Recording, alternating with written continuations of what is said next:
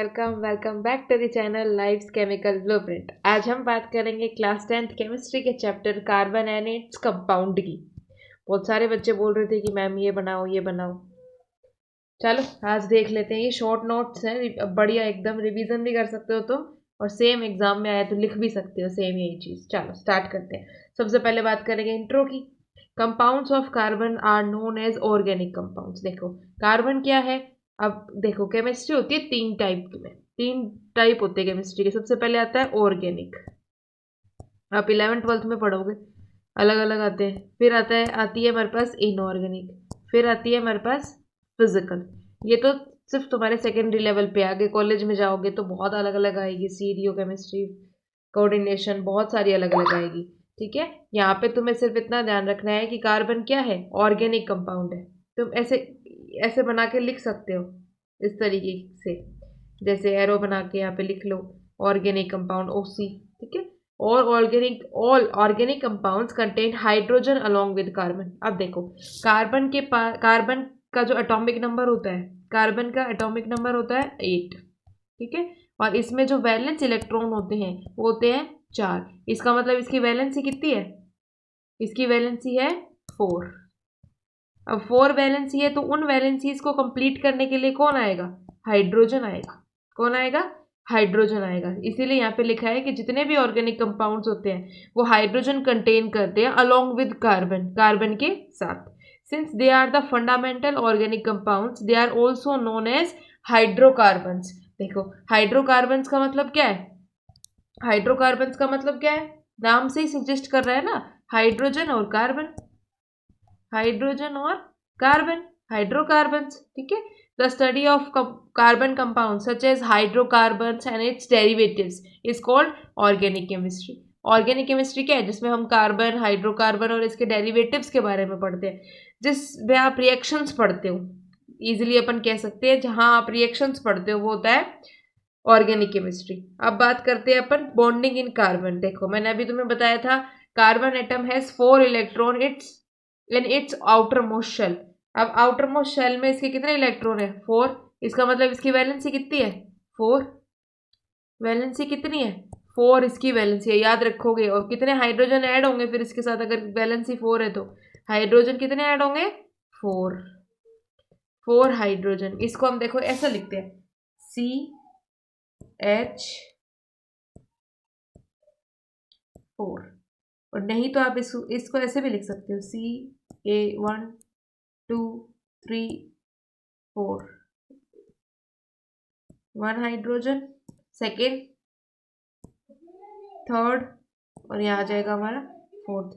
ये दोनों तरीकों से आप लिख सकते हो, CH4 और CH4, कोई दिक्कत नहीं है इसमें। ठीक है, आगे देखो, ये कार्बन की स्ट्रक्चर है, याद रखोगे तो भी ठीक है, नहीं रखोगे तो कोई भी रिक्वायर्ड नहीं है। ठीक है, it requires 4 electron to achieve the stable 8 electron. देखो हमारे पास ना मैजिक नंबर्स होते हैं। मैजिक नंबर्स क्या होते हैं, देखो ये आप 11th 12th में पढ़ोगे मैजिक नंबर्स क्या होते हैं। ठीक है, अभी यहाँ पे थोड़ा सा ध्यान दो, मैजिक नंबर्स क्या होते हैं। देखो अभी थोड़ा सा बता देती हूँ, 2 4, सॉरी ये नहीं होते, होते मैजिक नंबर्स होते हैं 2 8 8 2 8 8 18 18 32। ठीक है, इसका मतलब ये होता है कि फर्स्ट ऑर्बिटल में इतने इलेक्ट्रॉन फिल हो सकते हैं, सेकंड में इतने, थर्ड में इतने, फोर्थ में इतने, फिफ्थ में इतने। ठीक है, अब देखो यहाँ पे फर्स्ट वाले ऑर्बिटल है इसमें, अब हमारे पास कार्बन है, कार्बन में कितने इलेक्ट्रॉन है, कार्बन का एटॉमिक नंबर है 8। 8 इलेक्ट्रॉन की नंबर है तो कार्बन के पास कितने इलेक्ट्रॉन है, 8 इलेक्ट्रॉन है। ठीक है, अब 8 इलेक्ट्रॉन है तो कार्बन फर्स्ट वाले में 2 फिल कर दिए, उसने 2 फिल कर दिए, चलो ठीक है। अब सेकंड वाले में वो कितने फिल कर सकता है, 8, लेकिन उसने फिल कितने करे, 1 2 3 और 4 5 6, सॉरी कार्बन का एटॉमिक नंबर 6 होता है, यहाँ गलती कर दी। कार्बन का इलेक्ट्रॉनिक नंबर कितना होता है, 6 इलेक्ट्रॉनिक नंबर होता है, 8 तो ऑक्सीजन का होता है। 6 इलेक्ट्रॉन्स होते हैं, 6 एटॉमिक नंबर होते हैं। अब इसने 2 तो फिल कर दिए यहाँ फर्स्ट वाले एटॉमिक में, ऑर्बिटल में हो गए 2 फिल, सेकंड वाले में कितने हो गए, 4 हो गए। कितने कर सकते थे हम, 8 कर सकते थे। ठीक है, कितने कम रह गए, 8 - 4 कितने रह गए, 4 रह गए ना।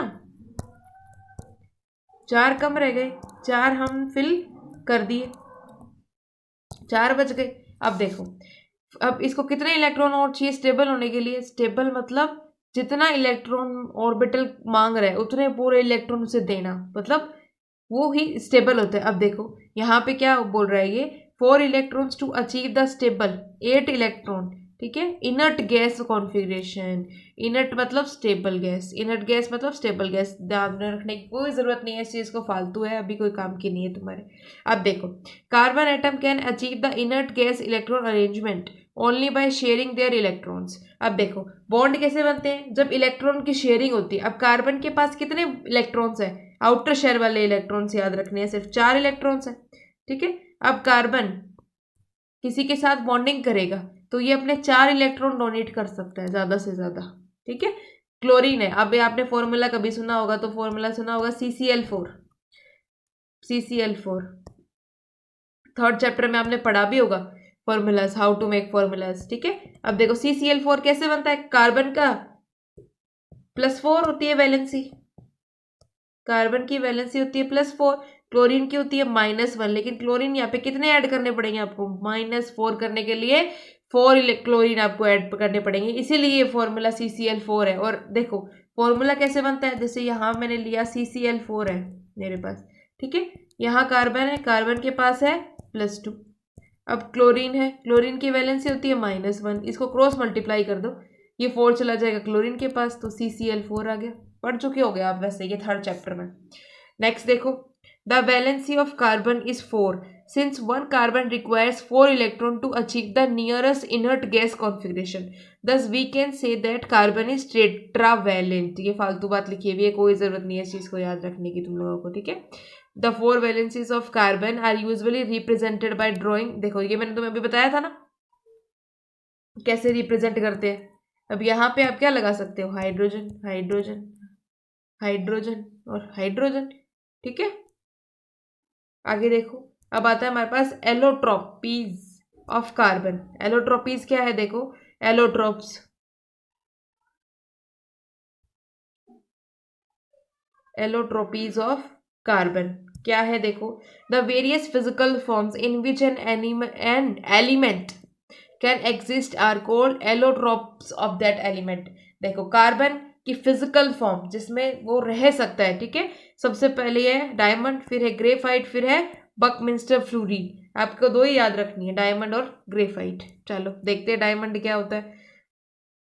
In diamond, each carbon atom is bonded to 4 other carbon atom forming a 3 dimensional structure। देखो इस तरीके की स्ट्रक्चर, एक कार्बन जो है वो 4 अदर कार्बन से जुड़ा हुआ है। यहाँ सब में देख लो आप ये स्ट्रक्चर, एक कार्बन है वो 4 अलग अलग कार्बन से जुड़ा हुआ है और एक कॉम्प्लेक्स स्ट्रक्चर ड्रॉ करता है, ठीक है। 3 डायमेंशनल स्ट्रक्चर आप बोल सकते हो, ठीक है। ये स्ट्रक्चर होती है रिजिड। रिजिड, रिजिड का मतलब क्या होता है? हार्ड, कठोर, ठीक है। अब आपको पता है डायमंड कैसा होता है? डायमंड तो हार्ड ही होता है, ठीक है। और हार्ड कौन बनाता है इसको? इसकी रिजिड स्ट्रक्चर, ठीक है। It is non conductor of electricity. Non conductor of electricity का मतलब पता है ना, जिसमें से इलेक्ट्रिसिटी पास नहीं होती, ठीक है। Electricity can't pass through them since there are no free electrons in a diamond. अब देखो एक कार्बन कितने बॉन्ड बना सकता है? 4। अब इसने तो 4 बॉन्ड बना लिए, अब 4 बॉन्ड हर एक कार्बन बना रहा है तो फ्री इलेक्ट्रॉन्स तो बचे ही नहीं ना। It can be synthesized by subjecting pure carbon to a very high pressure and देखो बहुत ज़्यादा प्रेशर लगाना पड़ेगा और बहुत ज़्यादा टेम्परेचर देना पड़ेगा इसके सिंथेसिस के लिए, इसको बनाने के लिए, ठीक है। सेकेंड आता है हमारे पास ग्रेफाइट। ये है ग्रेफाइट की structure. In graphite each carbon atom is bonded to 3 other carbon atom. देखो कार्बन कितने बॉन्ड बना सकता है? 4 बॉन्ड बना सकता है। यहाँ कितने बना रहा है? 3 बना रहा है, तो कितने इलेक्ट्रॉन रह जाएगा? कितना इलेक्ट्रॉन रह जाएगा? 1 इलेक्ट्रॉन रह गया ना, ठीक है। गिविंग हेक्सागोनल अरेंजमेंट, अरेंजमेंट होता है एरे का मतलब, ठीक है। अब देखो आप एक जगह लिख भी सकते हो, डायमंड कैसी दे रहा था? डायमंड की स्ट्रक्चर कैसी थी? 3 डायमेंशन, ठीक है। 3 डायमेंशन, डाई डाई से याद रखोगे, ठीक है। और ग्रेफाइट की स्ट्रक्चर कैसी है? ग्रेफाइट की स्ट्रक्चर होती है, ग्रेफाइट की स्ट्रक्चर, ग्रेफाइट की स्ट्रक्चर रहेगी हमारी हेक्सागोनल। हेक्सा मतलब 6, ठीक है। 6 कार्बन का एक स्ट्रक्चर रहेगा। One of the bond is a double bond and thus the valency of carbon is satisfied. अब देखो वो जो एक इलेक्ट्रॉन रह गया था उस इलेक्ट्रॉन को कंप्लीट करने के लिए क्या कर दिया, डबल बॉन्ड बना दिया। अब आगे आपने पढ़ोगे, ठीक है, क्या पढ़ोगे, एल्कीन, एल्कीन, एल्काइंस। एल्कीन होती है सिंगल, वो एल्केन, एल्केन होती है सिंगल बॉन्ड वाली, alkene double bond, alkyne triple bond, ठीक है। आगे पढ़ोगे आईयूपी एक नोमेनक्लेचर जो आता है, जो कि बहुत इंपॉर्टेंट है, हर साल एग्जाम में वहां से क्वेश्चन आता है। अब ये होता है उसका उल्टा, किसका उल्टा, डायमंड का उल्टा। क्यों, वो था poor conductor of electricity due to the presence of free due to the, ये देखो ये है गुड कंडक्टर, वो था वो था पुअर कंडक्टर, ये है गुड कंडक्टर ऑफ इलेक्ट्रिसिटी। अब डिफरेंस लिख सकते हो, दोनों में डिफरेंस कई बार आ जाता है, स्ट्रक्चर तो कोई ज़्यादा इंपॉर्टेंट है नहीं, ठीक है, लेकिन क्या इंपॉर्टेंट है वो है डिफरेंस इंपॉर्टेंट है दोनों में, ठीक है, याद रखोगे। फिर आता है फ्लोरीन, फ्लोरीन जो होती है देखो, ये होता है allotrope of carbon cluster of 60 carbon atoms. देखो इसमें कितने कार्बन एटम्स होते हैं, 60 कार्बन एटम्स, 60 कार्बन एटम से एक बॉल लाइक स्ट्रक्चर दिख रही होगी तुम्हें, ये बनती है, ठीक है। और ये इसमें स्पेरिकल स्ट्रक्चर होती है। अब आपको याद रखना है डायमंड में कैसी होती है, डायमंड में कैसी होती है स्ट्रक्चर, डायमंड में होती है थ्री डायमेंशनल, थ्री डायमेंशनल होती है। और ग्रेफाइट में कैसी होती है, हेक्सागोनल होती है, ठीक है। फ्लोरीन में कैसी होती है, फ्लोरीन में स्ट्रक्चर होती है स्फेरिकल, ठीक है। There are 60 carbon atoms in a molecule of buckminsterfullerene, so its formula is C60। अगर कार्बन 60 है तो C60 होगा formula. The allotrope was named buckminsterfullerene after the American architect Buckminster Fuller. देखो scientist के नाम पे ही रख दिया ना नाम, यही होता है हमेशा, साइंटिस्ट जो उसकी खोज करता है, जो उसको फाइंड करता है, उसी के नाम पे रख देते हैं, जो कि सही भी है, उसको याद भी तो रखना है हमें, ठीक है। अब आ जाओ वर्सेटाइल नेचर ऑफ कार्बन। देखो वर्सेटाइल नेचर ऑफ कार्बन क्या होता है, देखेंगे हम। The two characteristic properties of element carbon which leads to the formation of a very large number of organic compounds। सबसे पहले आता है कैटाइनेशन। देखो कार्बन स्ट्रेट चेन बना सकता है, ब्रांच चेन बना सकता है, और क्लोज्ड या फिर रिंग चेन बना सकता है। स्ट्रेट चेन देखो जैसे कि यहाँ पे गिवन है, स्ट्रेट चेन कैसी है, ध्यान से देखो, स्ट्रेट चेन तीनों देख रहे हो, तीनों देखो, तीनों के एग्जांपल्स आपको यहाँ पे गिवन है, तीनों में देखो क्या है, स्ट्रेट चेन। अब ये देखो स्ट्रेट चेन का मतलब है यहाँ पे भी हाइड्रोजन है, यहाँ पे भी हाइड्रोजन है, यहाँ पे भी हाइड्रोजन है, हर जगह यहाँ हाइड्रोजन है, ठीक है, हाइड्रोजन है यहाँ, यहाँ भी हाइड्रोजन है, यहाँ भी हाइड्रोजन है, यहाँ भी, यहाँ भी, यहाँ भी, यहाँ भी, यहाँ भी, यहाँ भी, ठीक है, वैलेंसी कंप्लीट करने के लिए। फिर आ जाता है ब्रांच चेन, कौन सा, ब्रांच वाला। अब देखो ब्रांच वाला जो पार्ट है, थोड़ा सा इरेज कर देते हैं इसको, ठीक है। Branch chain of carbon atom, branch का मतलब है एक दूसरे से जुड़ी हुई, इस तरह से, ठीक है, एक दूसरे से जो जुड़ी हुई स्ट्रक्चर होती है इस तरह की।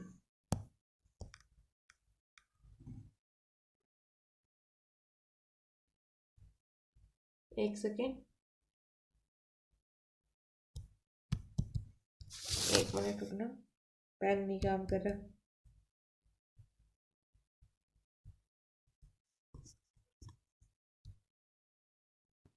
चलो आगे देखो, branch chain of carbon atom जो एक दूसरे से जुड़े हुए हैं। अब देखो ये इस कार्बन ने इस कार्बन से बॉन्ड बना लिया, तो इस कार्बन ने इस कार्बन से बॉन्ड बना लिया, मतलब इन्होंने एक एक इलेक्ट्रॉन की शेयरिंग कर ली, पेयरिंग कर ली कह सकते हो आप।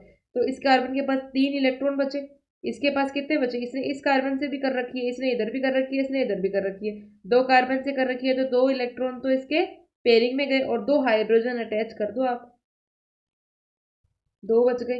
अब इसने जो सेंटर कार्बन है उसने नीचे वाले कार्बन से भी पेयरिंग कर रखी है, तो इसका मतलब इसके पास इसे 3 कार्बन से पेयरिंग कर रखी है, तो कितने इलेक्ट्रॉन बचे, सिर्फ 1 इलेक्ट्रॉन बचे, और उस एक इलेक्ट्रॉन ने हाइड्रोजन के 1 इलेक्ट्रॉन के साथ पेयरिंग कर ली, ये बन गया बॉन्ड इस तरीके का, ठीक है। और ये आता है हमारा क्लोज्ड और ring chain of carbon atoms. आगे आप जब पढ़ोगे 11th 12th में तो सबसे ज्यादा आपकी यही काम आएगा, बेंजीन होती है, जैसे कि बेंजीन होती है, C6H6 जिसे हम बोलते हैं, जो कि एक अनसेचुरेटेड प्रोडक्ट है, ठीक है। आगे आप पढ़ोगे इसके बारे में, अभी यहाँ पे ये आईयूपी एक नोमेनक्लेचर के लिए इंपॉर्टेंट है, ठीक है, उसमें आपको स्ट्रेट चेन ही बनानी होती है वैसे तो। आगे देखते हैं, चलो।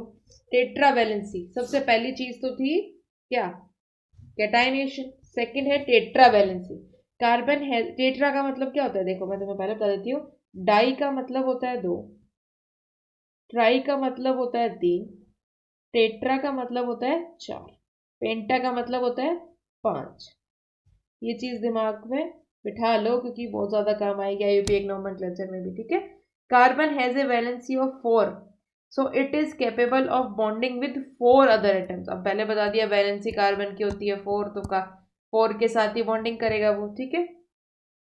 Compounds of carbon are formed with, देखो कार्बन का, कार्बन जो है वो ऑक्सीजन के साथ, नाइट्रोजन के साथ, हाइड्रोजन, सल्फर, क्लोरीन, इन सब के साथ बॉन्ड बना सकता है, ठीक है। लेकिन सबकी अलग अलग स्पेसिफिक प्रॉपर्टी होती है, ठीक है। कितने बॉन्ड बना सकता है वो डिपेंड करता है। जैसे ऑक्सीजन है, ऑक्सीजन के साथ कार्बन कितने बॉन्ड बना सकता है, ये है। नाइट्रोजन के साथ कितने बनाएगा, हाइड्रोजन के साथ चार बनाता है, सल्फर के साथ, क्लोरीन के साथ चार बनाता है, ठीक है।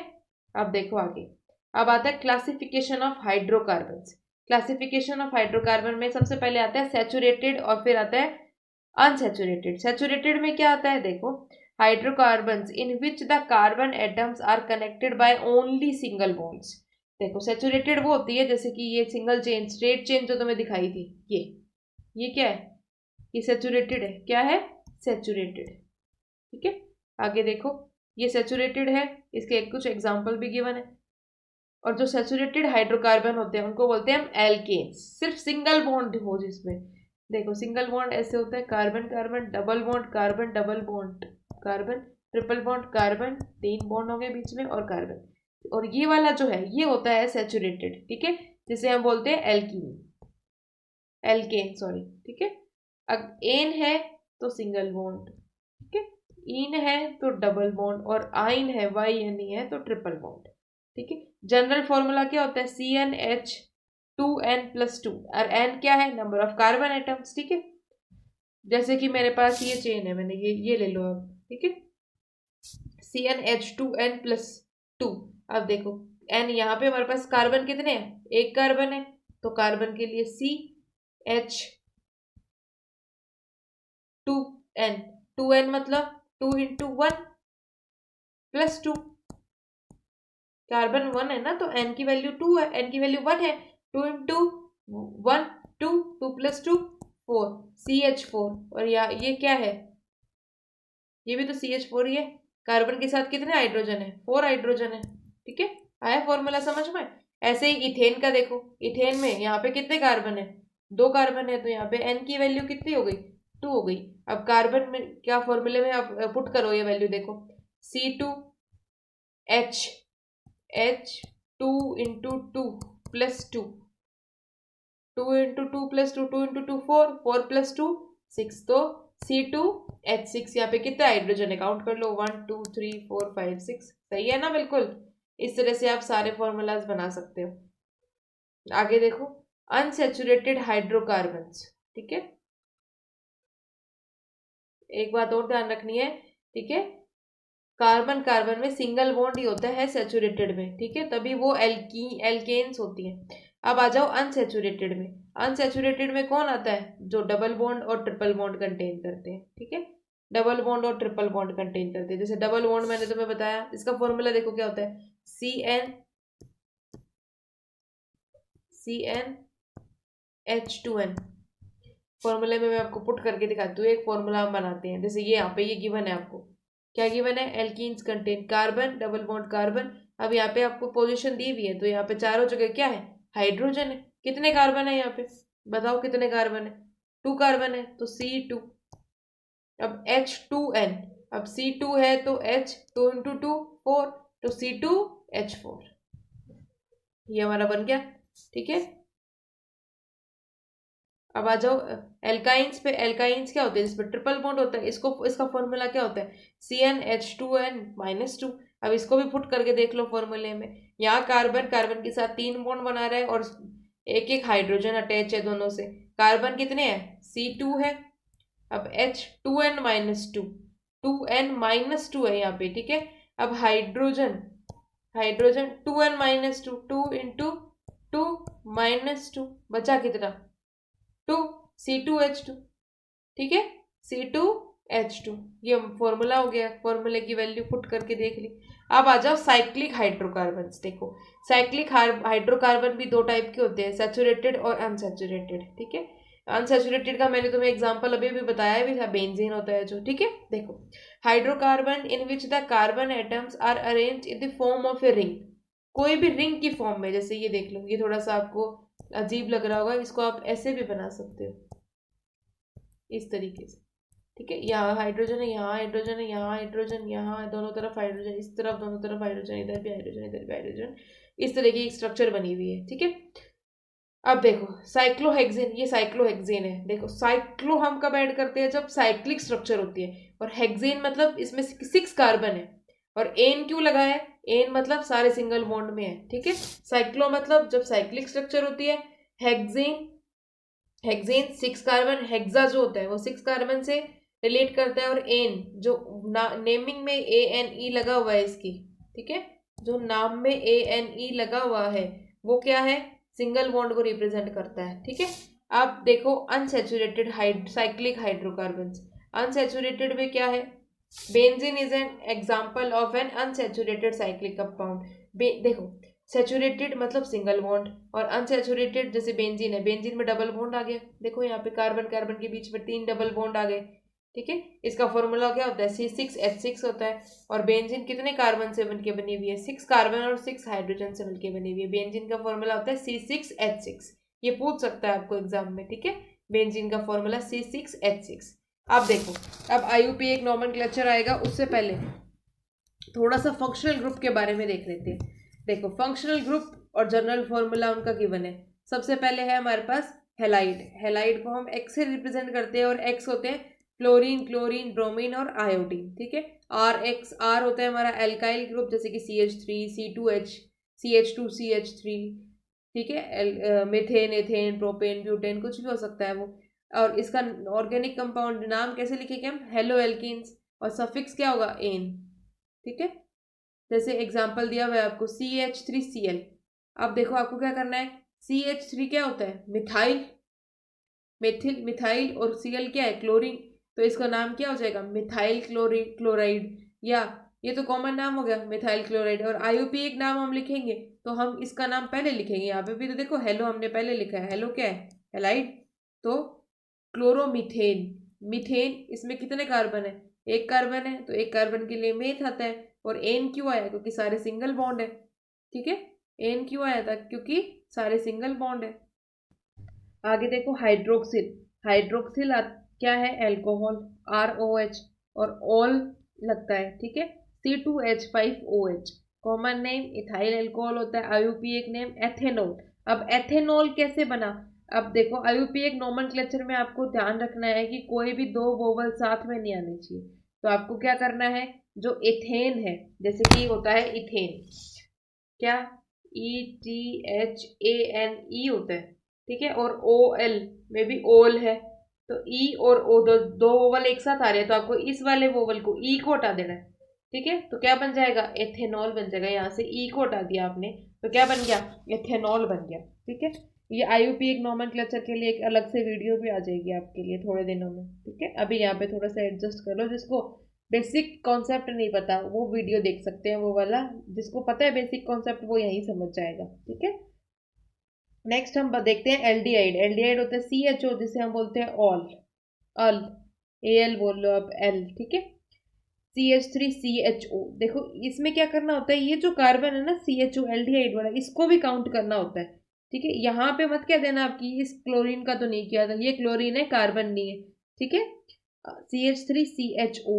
अब यहाँ पे देखो कितने कार्बन है, दो कार्बन है, कितने कार्बन है, दो कार्बन है, दोनों कार्बन को हम ऐड करेंगे।